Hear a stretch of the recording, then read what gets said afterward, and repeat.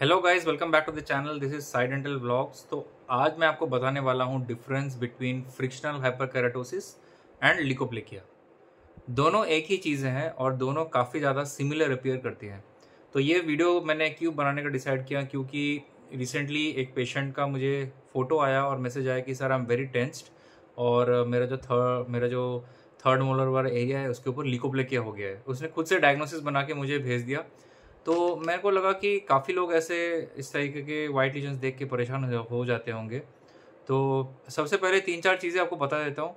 Frictional hyperkeratosis and leukoplakia, दोनों में ज़्यादा डेंजरस कौन है? लिकोप्लेकिया थोड़ा ज़्यादा डेंजरस होता है। अच्छा, कौन कौन से एरिया में हो सकता है फ्रिक्शनल हाइपरकेराटोसिस और लिकोप्लेकिया? लिकोप्लेकिया आपका टंग में हो सकता है, आपके गाल में हो सकता है, जिस जगह पे कोई दांत टूटा हुआ है या फिर कोई जगह में आप पान व सिगरेट जो भी आप बीड़ी पीते हैं, लिप के कमीशर्स में हो सकता है, मतलब कि side of the corner of the lips में हो सकता है, या फिर आपके कभी कभी लोगों के तालू में भी पाया जाता है कि लिकोप्लेकिया हो है। तो बेसिकली लिकोप्लेकिया उन लोगों को होता है जो लोग बेसिकली च्यूएबल टोबैको खाते हैं, जैसे कि paan, gutkha and in fact smoking also.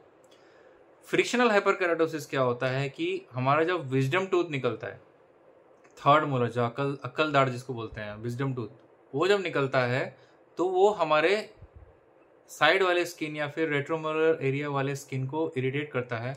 और उसमें जब भी हम खाना खाते हैं तो वो एरिया हर रोज़ फ्रिक्शन, मतलब कि घिसाई होती है उस जगह की। तो कोई भी अगर कोई चीज़ का हम बार बार घिसे तो वो चीज़ मोटी हो जाती है।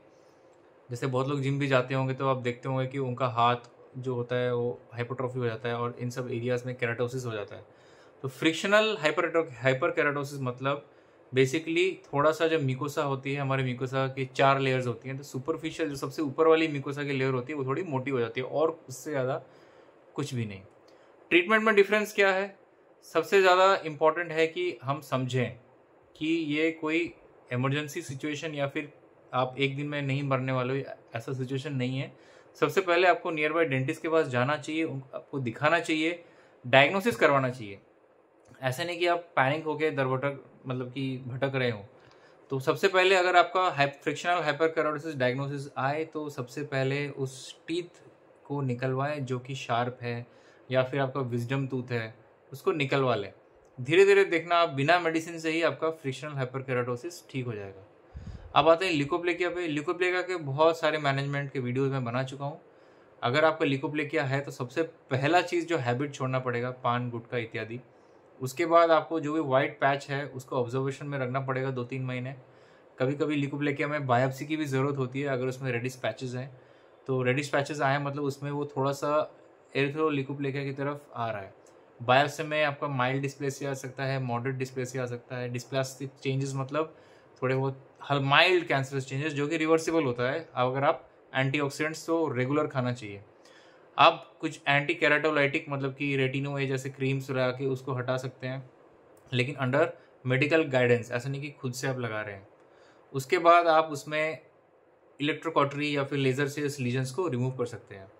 अगर आप बोलें कि फ्रिक्शन हाइपरकेराटोसिस और लिकोप्लेकिया में बायोप्सी की ज़रूरत है, इनिशियल स्टेजेस में कोई भी लीजन में बायोप्सी की स्टेज ज़रूरत नहीं होती है। स्पेशली फ्रिक्शनल हाइपरकेराटोसिस में बायोप्सी की कोई भी आवश्यकता नहीं है। हाँ, लिकोप्लेकिया में हमें क्या होता है कि यूजली कभी कभी हमको बायोप्सी कर जानी पड़ती है अगर वो टंग में हो या फिर बहुत मोटा लीजन हो। तो ऐसे बहुत सारे केसेस हम लोग रोज़ देखते हैं। तो फ़ोन में देखना और लाइव देखने में काफ़ी अंतर होता है।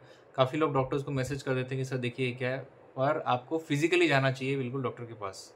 तो आज का वीडियो इतना ही रखते हैं। अगर ये वीडियो पसंद आया तो please do share, subscribe and like to this channel. और आप मेरे इंस्टा चैनल में भी जाके आप सब्सक्राइब कर सकते हैं, साई_डेंटल मेरा इंस्टा आईडी है। धन्यवाद।